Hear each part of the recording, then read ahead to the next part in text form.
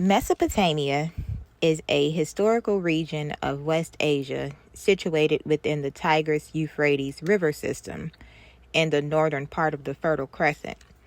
It corresponds roughly to the territory of modern Iraq and forms the eastern geographic boundary of the modern Middle East.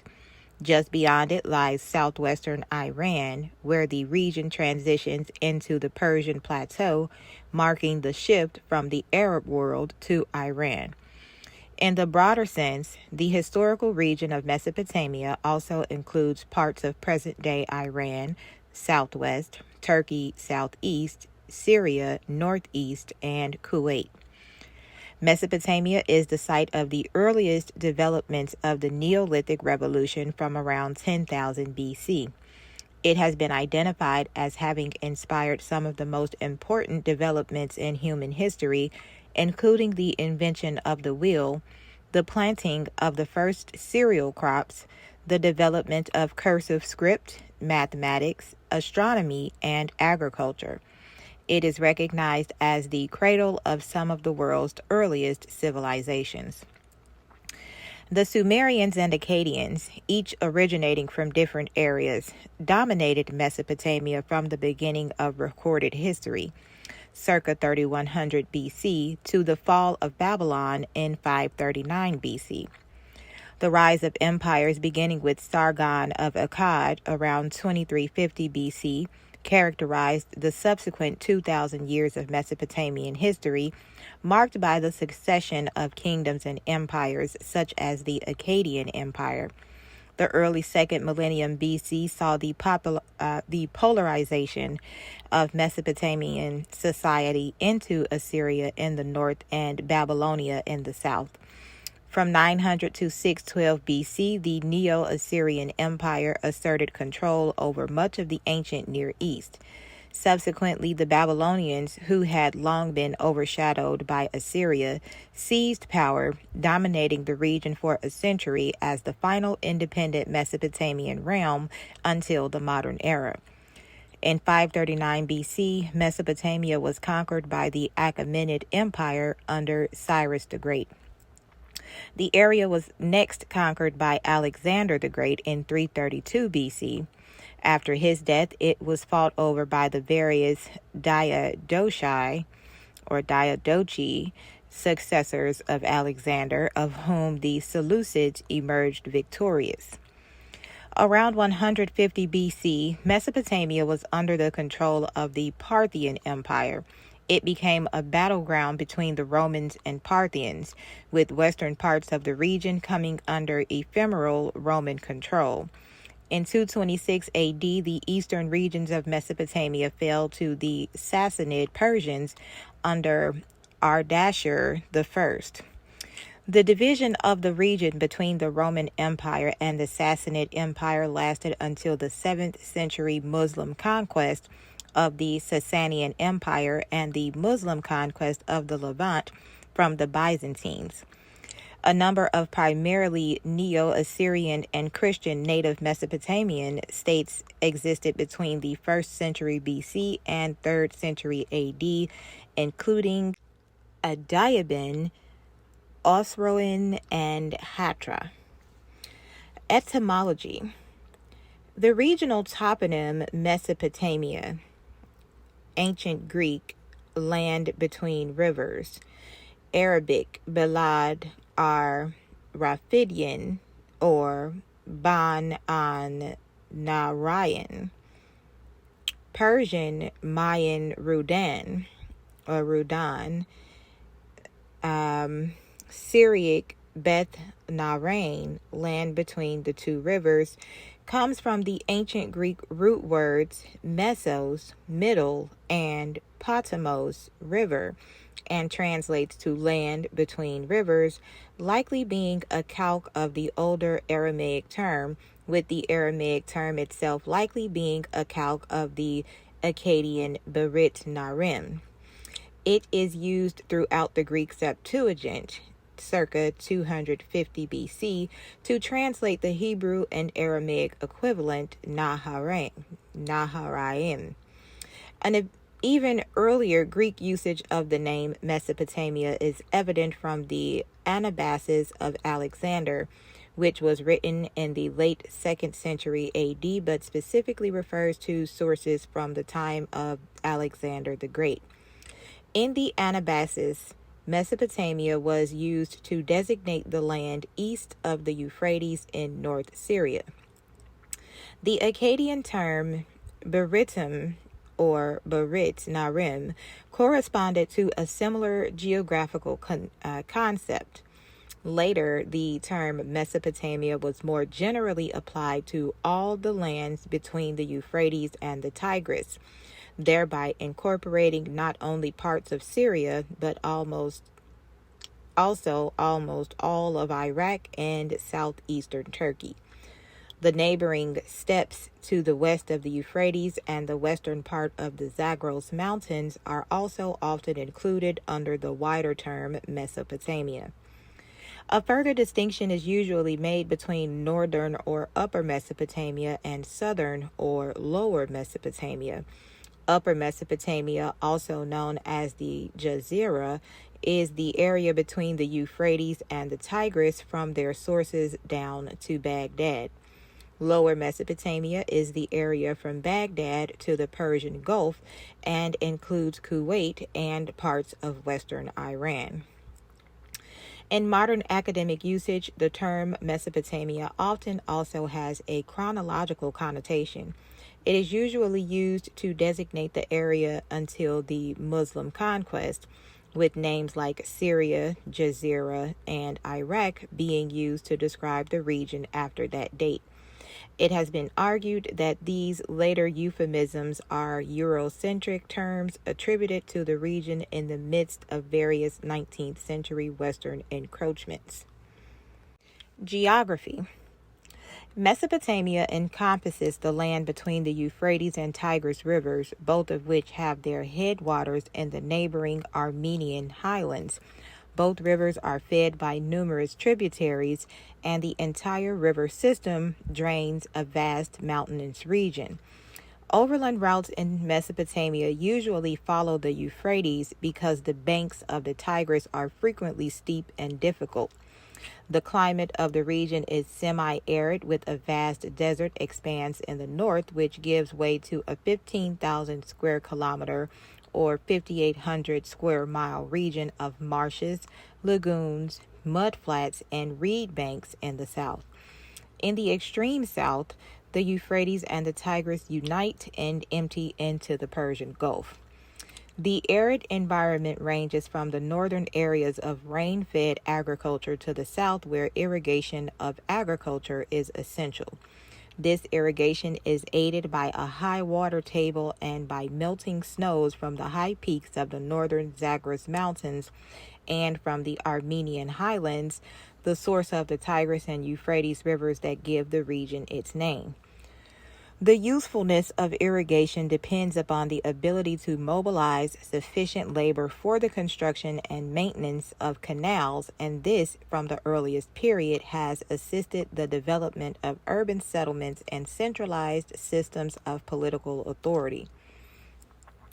Agriculture throughout the region has been supplemented by nomadic pastoralism, where tent-dwelling nomads herded sheep and goats and later camels from their river pastures in the dry summer months out into seasonal grazing lands on the desert fringe in the wet winter season. The area is generally lacking in building stone, precious metals, and timber, and so historically has relied upon long-distance trade of agricultural products to secure these items from outlying areas. In the marshlands to the south of the area, a complex waterborne fishing culture has existed since prehistoric times and has added to the cultural mix. Periodic breakdowns in the cultural system have occurred for a number of reasons. The demands for labor has from time to time led to population increases that push the limits of the ecological carrying capacity, and should a period of climatic instability ensue, collapsing central government and declining populations can occur. Alternatively, military vulnerability to invasion from marginal hill tribes or nomadic pastoralists has led to periods of trade collapse and neglect of irrigation systems. Equally, centripetal tendencies amongst city-states have meant that central authority over the whole region, when imposed, has tended to be ephemeral, and localism has fragmented power into tribal or smaller regional units. These trends have continued to the present day in Iraq. History. The prehistory of the ancient Near East begins in the Lower Paleolithic period. Therein, writing emerged with a pictographic script, proto-cuneiform, in the Uric IV period, late 4th millennium BC. The documented record of actual historical events and the ancient history of Lower Mesopotamia commenced in the early 3rd millennium BC with cuneiform records of early dynastic kings. This entire history ends with either the arrival of the Achaemenid period in the late 6th century BC or with the Muslim conquest and the establishment of the Caliphate in the late 7th century AD, from which point the region came to be known as Iraq. In the long span of this period, Mesopotamia housed some of the world's most ancient, highly developed, and socially complex states.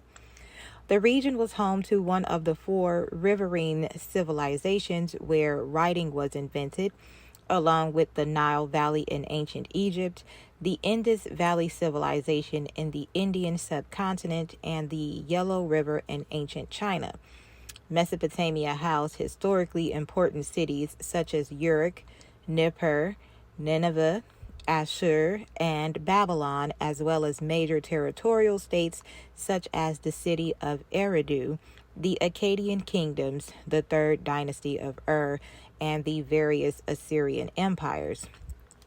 Some of the important historical Mesopotamian leaders were Ur-Nammu, king of Ur, Sargon of Akkad, who established the Akkadian Empire, Hammurabi, who established the Old Babylonian state, Ashur-uballit I, and Tiglath-Pileser I, who established the Assyrian Empire. Scientists analyzed DNA from the 8,000-year-old remains of early farmers found at an ancient graveyard in Germany. They compared the genetic signatures to those of modern populations and found similarities with the DNA of people living in today's Turkey and Iraq. Language and writing. The earliest language written in Mesopotamia was Sumerian, an agglutinative language isolate. Along with Sumerian, Semitic languages were also spoken in early Mesopotamia. Subartuan, a language of the Zagros, possibly related to the Urartuan language family, is attested in personal names, rivers, and mountains, and in various crafts. Akkadian came to be the dominant language during the Akkadian Empire and the Assyrian empires, but Sumerian was retained for administrative, religious, literary, and scientific purposes. Different varieties of Akkadian were used until the end of the Neo-Babylonian period. Old Aramaic, which had already become common in Mesopotamia, then became the official provincial administration language of first the Neo-Assyrian Empire and then the Achaemenid Empire. The official lect is called Imperial Aramaic. Akkadian fell into disuse, but both it and Sumerian were still used in temples for some centuries. The last Akkadian texts date from the late 1st century AD. Early in Mesopotamia's history, around the mid-4th millennium BC, cuneiform was invented for the Sumerian language. Cuneiform literally means wedge-shaped, due to the triangular tip of the stylus used for impressing signs on wet clay. The standardized form of each cuneiform sign appears to have been developed from pictograms. The earliest text, 7 archaic tablets, come from the a temple dedicated to the goddess Inanna at Uruk, from a building labeled as Temple C by its excavators. The early logographic system of cuneiform script took many years to master. Thus, only a limited number of individuals were hired as scribes to be trained in its use. It was not until the widespread use of a syllabic script was adopted under Sargon's rule that significant portions of the Mesopotamian population became literate. Massive archives of text were recovered from the archaeological context of old Babylonian scribal schools through which literacy was disseminated. Akkadian gradually replaced Sumerian as the spoken language of Mesopotamia somewhere around the turn of the 3rd and the 2nd millennium BC. The exact dating is a matter of debate. Sumerian continued to be used as a sacred, ceremonial, literary, and scientific language in Mesopotamia until the 1st century AD. Literature. Libraries were extant in towns and temples during the Babylonian Empire. An old Sumerian proverb averred that he who would excel in the school of the scribes must rise with the dawn. Women as well as men learned to read and write, and for the Semitic Babylonians, this involved knowledge of the extinct Sumerian language and a complicated and extensive syllabary. A considerable amount of Babylonian literature was translated from Sumerian originals, and the language of religion and law long continued to be the old agglutinative language of Sumer. Vocabularies, grammars, and interlinear translations were compiled for the use of students, as well as commentaries on the older text and explanations of obscure words and phrases. The characters of the syllabary were all arranged and named, and elaborate lists were drawn up. Many Babylonian literary works are still studied today. One of the most famous of these was the Epic of Gilgamesh, in 12 books, translated from the original Sumerian by a certain Sin-Leki Unini, and arranged upon an astronomical principle. Each division contains the story of a single adventure in the career of Gilgamesh. The whole story is a composite product, although it is probable that some of the stories are artificially attached to the central figure. Science and technology. Mathematics. Mesopotamian mathematics and science was based on a sexagesimal base 60 numeral system. This is the source of the 60-minute hour, the 24-hour day, and the 360-degree circle. The Sumerian calendar was lunisolar with 3 7-day weeks of a lunar month. This form of mathematics was instrumental in early map making. The Babylonians also had theorems on how to measure the area of shapes and solids. They measured the circumference of a circle as 3 times the diameter and the area as 1/12 the square of the circumference, which would be correct if pi were fixed at 3. The volume of a cylinder was taken as the product of the area of the base and the height. However, the volume of the frustum of a cone or a square pyramid was incorrectly taken as the product of the height and half the sum of the bases. Also, there was a recent discovery in which a tablet used pi as 25/8, 3.125, instead of 3.14159. The Babylonians are also known for the Babylonian mile, which was a measure of distance equal to about 7 modern miles or 11 kilometers. This measurement for distances eventually was converted to a time mile used for measuring the travel of the sun, therefore representing time. Algebra. The roots of algebra can be traced to the ancient Babylonia, who developed an advanced arithmetical system with which they were able to do calculations in an algorithmic fashion. The Babylonian clay tablet YBC 7289, circa 1800 to 1600 BC, gives an approximation of the square root of 2 in four sexagesmal figures: 1, 24, 51, and 10, which is accurate to about 6 decimal digits and is the closest possible three-place sexagesmal representation of the square root of 2. The Babylonians were not interested in exact solutions, but rather approximations, and so they would commonly use linear interpolation to approximate intermediate values. One of the most famous tablets in the Plimpton 322 tablet, created around 1900 to 1600 BC, which gives a table of Pythagorean triples and represents some of the most advanced mathematics prior to Greek mathematics. 322 also being the skull and bones number, and it's 3:21 a.m. on my clock right now. Confirmations. So, astronomy.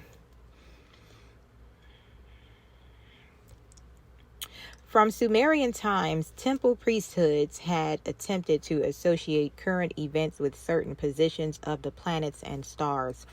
This continued to Assyrian times, when Limu lists were created as a year-by-year association of events with planetary positions, which, when they have survived to the present day, allow accurate associations of relative with absolute dating for establishing the history of Mesopotamia. The Babylonian astronomers were very adept at mathematics and could predict eclipses, which is one tonight or tomorrow, and solstices. Scholars thought that everything had some purpose in astronomy, most of these related to religion and omens. Mesopotamian astronomers worked out a 12-month calendar based on the cycles of the moon. They divided the year into two seasons, summer and winter. The origins of astronomy as well as astrology date from this time. During the 8th and 7th centuries BC, Babylonian astronomers developed a new approach to astronomy. They began studying philosophy dealing with the ideal nature of the early universe and began employing an internal logic within their predictive planetary systems. This was an important contribution to astronomy and the philosophy of science, and some scholars have thus referred to this new approach as the first scientific revolution. This new approach to astronomy was adopted and further developed in Greek and Hellenistic astronomy. In Seleucid and Parthian times, the astronomical reports were thoroughly scientific. How much earlier their advanced knowledge and methods were developed is uncertain. The Babylonian development of methods for predicting the motions of the planets is considered to be a major episode in the history of astronomy. The only Greek Babylonian astronomer known to have supported a heliocentric model of planetary motion was Seleucus of Seleucia, 190 BC. Seleucus is known from the writings of Plutarch. He supported Aristarchus of Samos' heliocentric theory, where the Earth rotated around its own axis, which in turn revolved around the sun. According to Plutarch, Seleucus even proved the heliocentric system, but it is not known what arguments he used, except that he correctly theorized on tides as a result of the moon's attraction. Babylonian astronomy served as the basis for much of Greek, classical Indian, Sassanian, Byzantine, Syrian, medieval Islamic, Central Asian, and Western European astronomy. Medicine. The oldest Babylonian texts on medicine date back to the Old Babylonian period in the first half of the 2nd millennium BC. The most extensive Babylonian medical text, however, is the diagnostic handbook written by the Umanu, or chief scholar, Esagil Kin Apli of Borsippa, during the reign of the Babylonian king Adad Apla Edina, 1069 through 1046 BC. Along with contemporary Egyptian medicine, the Babylonians introduced the concepts of diagnosis, prognosis, physical examination, enemas, and prescriptions. The Diagnostic Handbook introduced the methods of therapy and etiology and the use of empiricism, logic, and rationality in diagnosis, prognosis, and therapy. The text contains a list of medical symptoms and often detailed empirical observations along with logical rules used in combining observed symptoms on the body of a patient with its diagnosis and prognosis. The symptoms and diseases of a patient were treated through therapeutic means such as bandages, creams, and pills. If a patient could not be cured physically, the Babylonian physicians often relied on exorcism to cleanse the patient from any curses. Asagil Ken Apley's Diagnostic Handbook was based on a logical set of axioms and assumptions, including the modern view that through the examination and inspection of the symptoms of a patient, it is possible to determine the patient's disease, its etiology, its future development, and the chances of the patient's recovery. Asagil Ken Apley discovered a variety of illnesses and diseases and described their symptoms in his Diagnostic Handbook. These include the symptoms for many varieties of epilepsy and related ailments, along with their diagnosis and prognosis. Some treatments used were likely based off the known characteristics of the ingredients used. The others were based on the symbolic qualities. Technology. Mesopotamian people invented many technologies, including metal and copper working, glass and lamp making, textile weaving, flood control, water storage, and irrigation. They were also one of the first Bronze Age societies in the world. They developed from copper, bronze, and gold on to iron. Palaces were decorated with hundreds of kilograms of these very expensive metals. Also, copper, bronze, and iron were used for armor as well for different weapons such as swords, daggers, spears, and maces. According to a recent hypothesis, the Archimedes screw may have been used by Sennacherib, king of Assyria, for the water systems at the Hanging Gardens of Babylon and Nineveh in the 7th century BC, although mainstream scholarship holds it to be a Greek invention of later times. Later, during the Parthian or Sassanian periods, the Baghdad battery, which may have been the world's first battery, was created in Mesopotamia. Religion and philosophy. The ancient Mesopotamian religion was the first recorded. Mesopotamians believed that the world was a flat disk surrounded by a huge holed space, and above that, heaven. They believed that water was everywhere, the top, bottom, and sides, and that the universe was born from this enormous sea. Mesopotamian religion was polytheistic. Although the beliefs described above were held in common among Mesopotamians, there were regional variations. The Sumerian word for universe is Anki, which refers to the god An and the goddess Ki. Their son was Enlil, the air god. They believed that Enlil was the most powerful god. He was chief god of the pantheon. Philosophy. The numerous civilizations of the area influenced the Abrahamic religions, especially the Hebrew Bible. Its cultural values and literary influence are especially evident in the book of Genesis. Giorgio Bucellati believes that the origins of philosophy can be traced back to early Mesopotamian wisdom, which embodied certain philosophies of life, particularly ethics, in the forms of dialectic, dialogues, epic poetry, folklore, hymns, lyrics, prose works, and proverbs. Babylonian reason and rationality developed beyond empirical observation.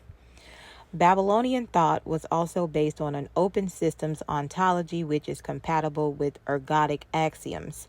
Logic was employed to some extent in Babylonian astronomy and medicine.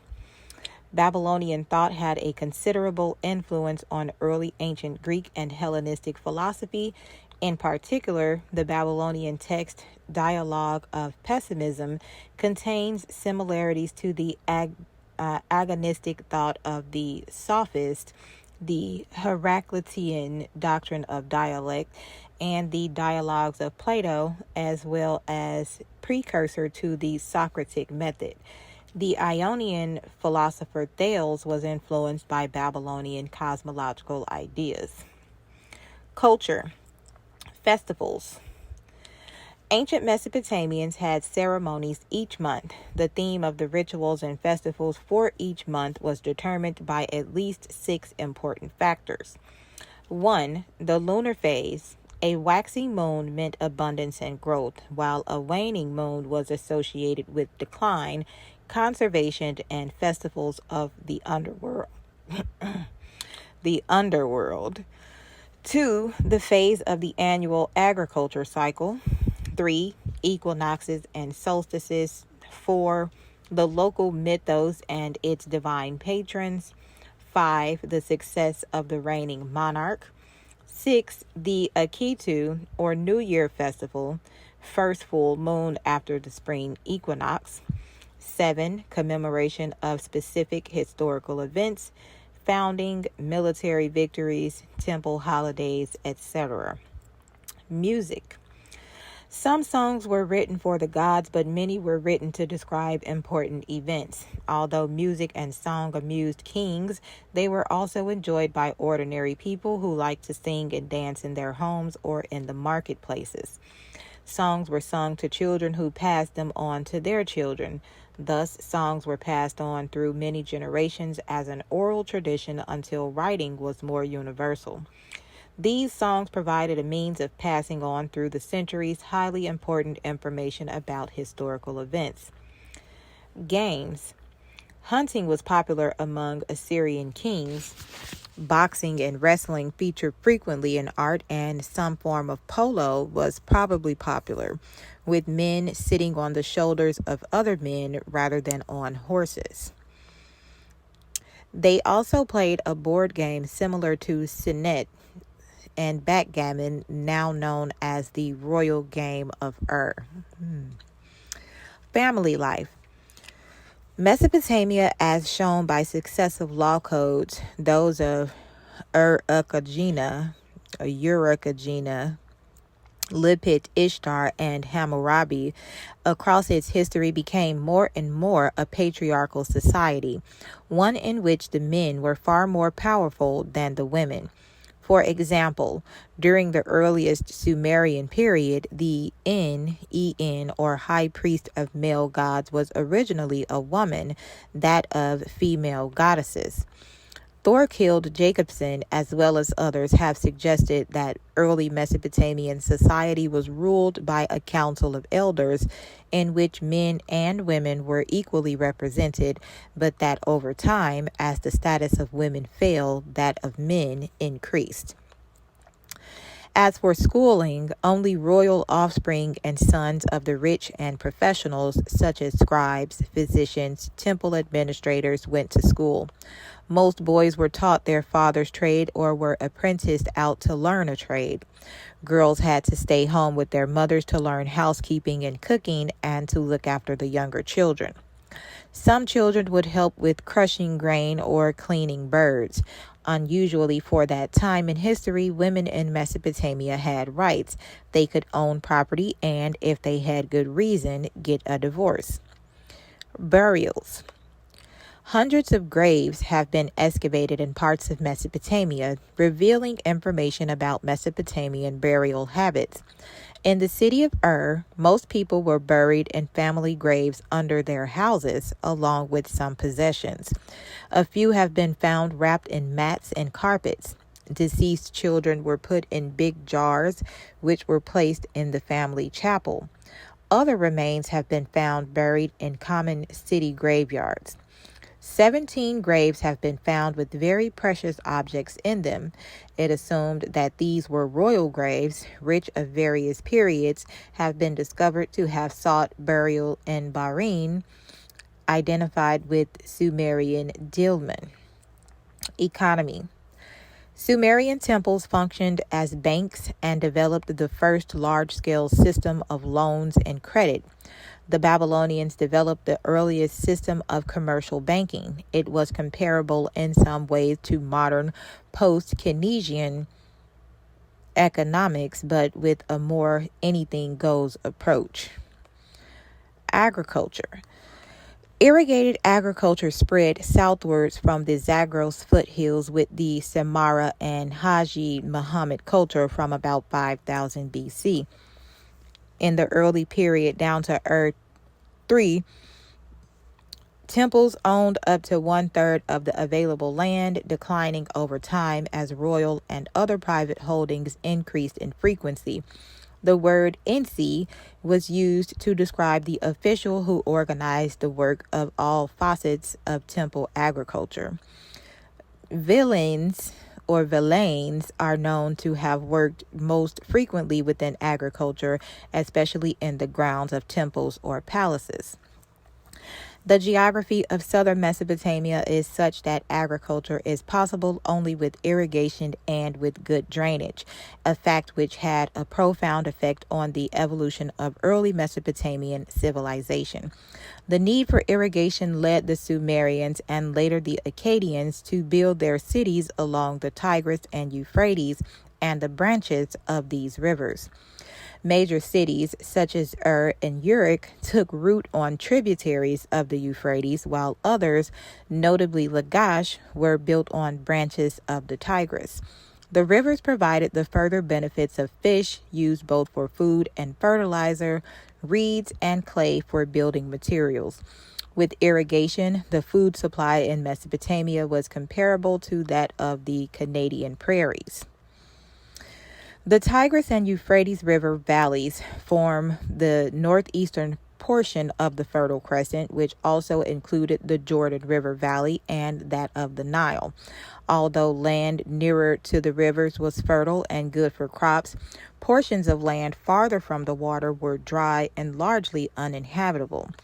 Thus, the development of irrigation became very important for settlers of Mesopotamia. Other Mesopotamian innovations include the control of water by dams and the use of aqueducts. Early settlers of fertile land in Mesopotamia used wooden plows to soften the soil before planting crops such as barley, onions, grapes, turnips, and apples. Mesopotamian settlers were among the first people to make beer and wine. As a result of the skills needed to farm in the Mesopotamian region, farmers did not generally depend on slaves to do the work. Although the rivers sustained life, they also destroyed it by frequent floods that ravaged entire cities. The unpredictable Mesopotamian weather was often hard on farmers. Crops were often ruined, so backup sources of food such as cows and lambs were kept. Over time, the southernmost parts of Sumerian Mesopotamia suffered from increased salinity of the soils, leading to a slow urban decline and a centering of power in Akkad further north. Trade. Mesopotamian trade with the Indus Valley civilization flourished as early as the 3rd millennium BC. Cylinder seals found throughout A&E is evidence of trade between Mesopotamian cities. Starting in the 4th millennium BC, Mesopotamian civilizations also traded with ancient Egypt. See Egypt-Mesopotamia relations. For much of history, Mesopotamia served as a trade nexus, east-west between Central Asia and the Mediterranean world, part of the Silk Road, as well as north-south between the Eastern Europe and Baghdad or Volga trade route. Vasco da Gama's pioneering 1497 through 1499 of the sea route between India and Europe and the opening of the Suez Canal in 1869 impacted on this nexus. Genetics.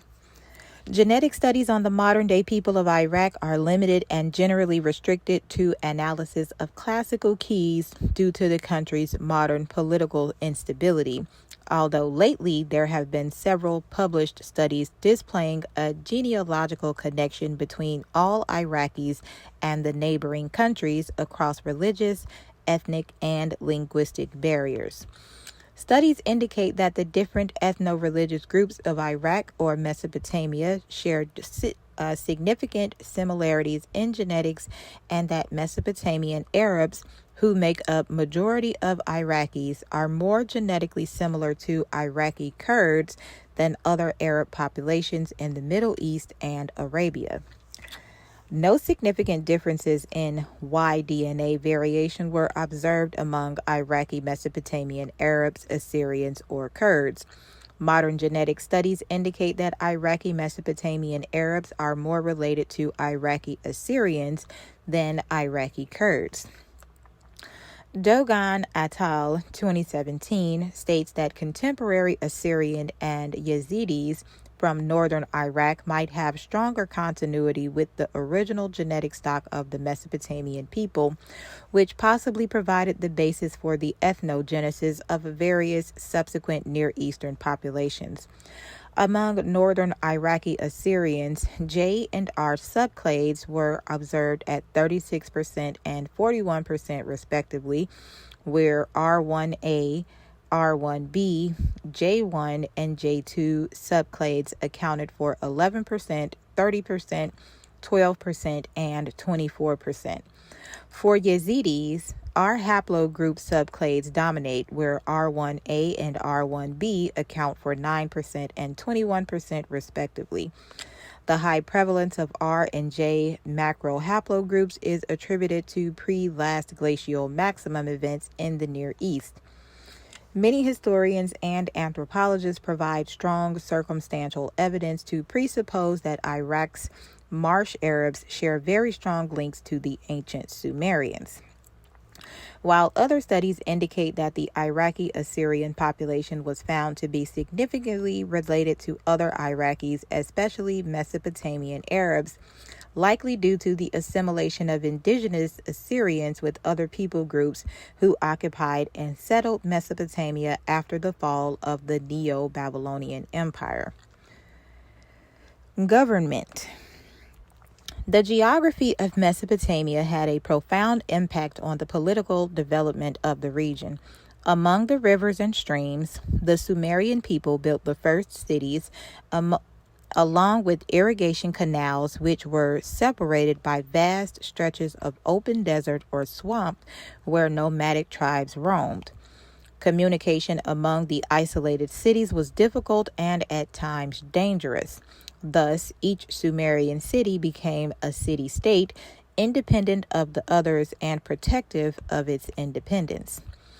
At times, one city would try to conquer and unify the region, but such efforts were resisted and failed for centuries. As a result, the political history of Sumer is one of almost constant warfare. Eventually, Sumer was unified by Enatum. The unification was tenuous and failed to last, as the Akkadians conquered Sumer in 2331 BC, only a generation later. The Akkadian Empire was the first successful empire to last beyond a generation and see a peaceful succession of kings. The empire was relatively short-lived, as the Babylonians conquered them within only a few generations. Kings. The Mesopotamians believed their kings and queens were descended from the city gods, but unlike the ancient Egyptians, they never believed their kings were real gods. Most kings named themselves King of the Universe or Great King. Another common name was Shepherd, as kings had to look after their people. Power. When Assyria grew into an empire, it was divided into smaller parts called provinces. Each of these were named after their main cities, like Nineveh, Samaria, Damascus, and Arpad. They all had their own governor, who had to make sure everyone paid their taxes.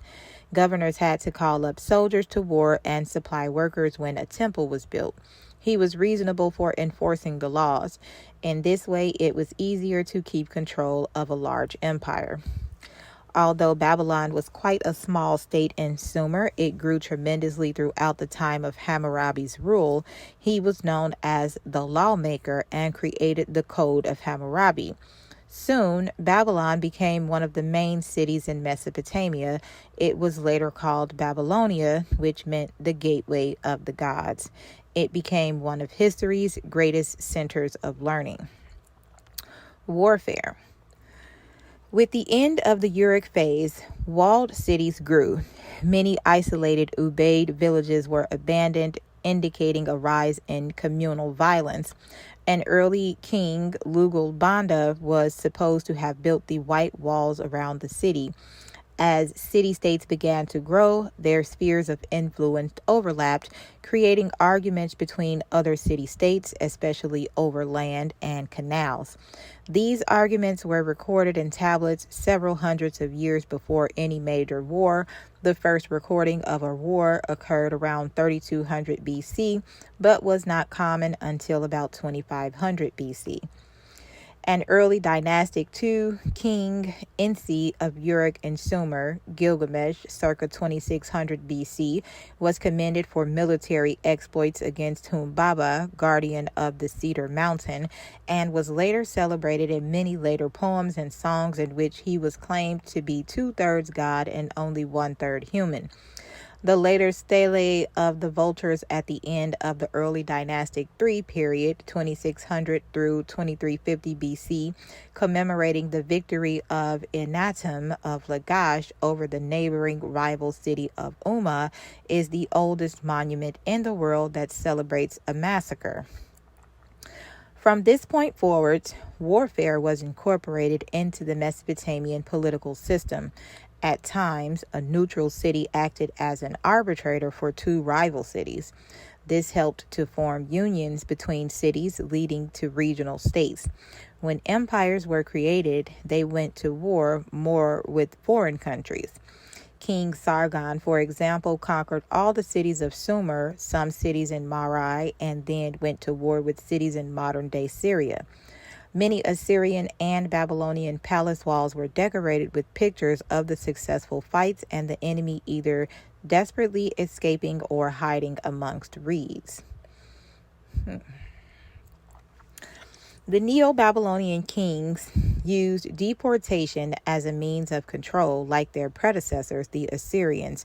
For the Neo-Babylonian kings, war was a means to obtain tribute, plunder, sought-after materials such as various metals and quality wood, and prisoners of war, which would be put to work as slaves in the temples which they built. The Assyrians displaced populations throughout their vast empire. This practice under the Babylonian kings was more limited, only being used to establish new populations in Babylonia itself. Though royal inscriptions from the Neo-Babylonian period don't speak of acts of destruction and deportation in the same boastful way royal inscriptions from the Neo-Assyrian period do, this does not prove that the practice ceased or that the Babylonians were less brutal than the Assyrians, since there is evidence that the city Ascalon was destroyed by Nebuchadnezzar II in 604 BC. Laws. City-states of Mesopotamia created the first law codes drawn from legal precedents and decisions made by kings. The codes of Urukagina, whatever, and Lipit Ishtar, the Code of Lipit Ishtar, have been found. The most renowned of these was that of Hammurabi, as mentioned above, who was posthumously famous for his set of laws, the Code of Hammurabi, created circa 1780 BC, which is one of the earliest sets of laws found and one of the best preserved examples of this type of document from ancient Mesopotamia. He codified over 200 laws for Mesopotamia. Examination of the laws show a progressive weakening of the rights of women and increasing severity in the treatment of slaves. Arts. The art of Mesopotamia rivaled that of ancient Egypt as the most grand, sophisticated, and elaborate in Western Eurasia, from the 4th millennium BC until the Persian Achaemenid Empire conquered that region in the 6th century BC. The main emphasis was on very durable forms of sculpture in stone and clay. Little painting has survived, but what has suggests that painting was mainly used for geometrical and plant-based decorative schemes. Most sculpture was also painted. The Proto-Literate period, dominated by Uruk, saw the production of sophisticated works like the Warka vase and cylinder seals. The Gwenol lioness is an outstanding small limestone figure from Elam of about 3000 to 2800 BC, part man and part lion. A little later, there are a number of figures of large-eyed priests and worshippers, mostly in alabaster and up to a foot high, who attended temple cult images of the deity, but very few of these have survived. Sculptures from the Sumerian and Akkadian period generally had large, staring eyes and long beards on the men. Many masterpieces have been found at the Royal Cemetery at Ur, circa 2650 BC, including 2 figures of a ram in a thicket, the copper bull, and a bull's head on one of the lyres of Ur. From the many subsequent periods before the ascendancy of the Neo-Assyrian period, Mesopotamian art survives in a number of forms: cylinder seals, relatively small figures in the round, and reliefs of various sizes, including cheap plaques of molded pottery for the home, some religious and some apparently not. The Burney relief is an unusual, elaborate, and relatively large 20 by 15 inches terracotta plaque of a naked winged goddess with the feet of a bird of prey and attendant owls and lions. It comes from the 18th or 19th century BC and may also be molded. Stone stelae, votive offerings, or ones probably commemorating victories and showing feast, are found from temples which, unlike more official ones, lack inscriptions that would explain them. The fragmentary stelae of the vultures is an early example of the inscribed type. The Assyrian black obelisk of Shalmaneser III, a large and solid late one.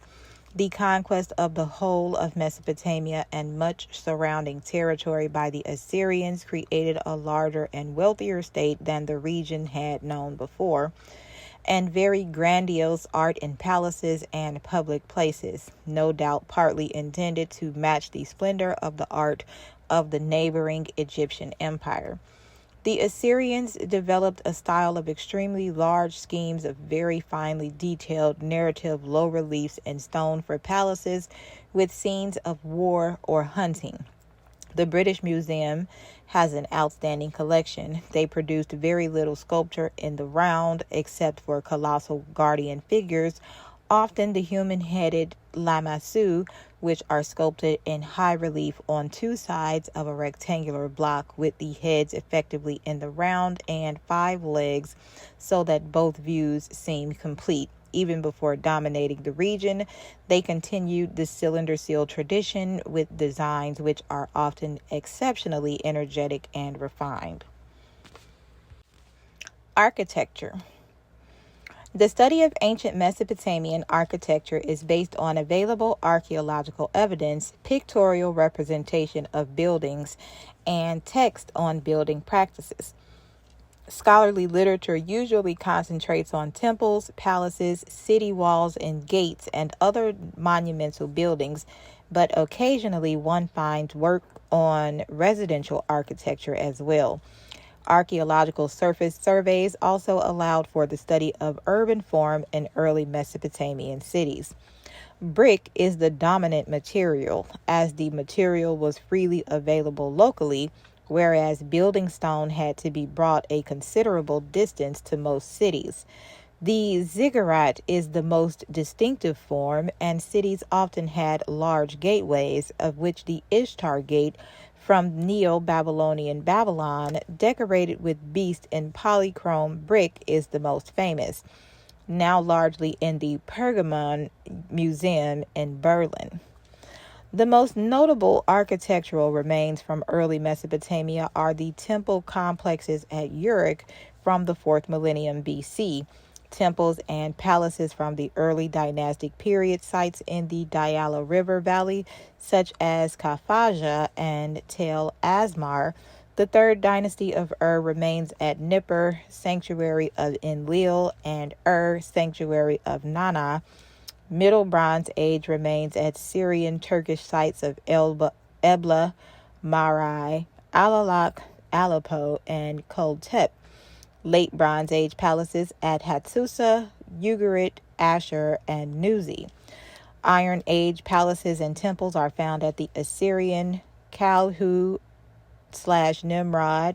Khorsabad, Nineveh, Babylonian Babylon, Eurasian Tushpa/Van or Van, Kalesi, Kuvstep, Ionis, Armavir, Erebuni, and Boston, and Neo-Hittite sites, Carchemish, Tel Halaf, and Karatep.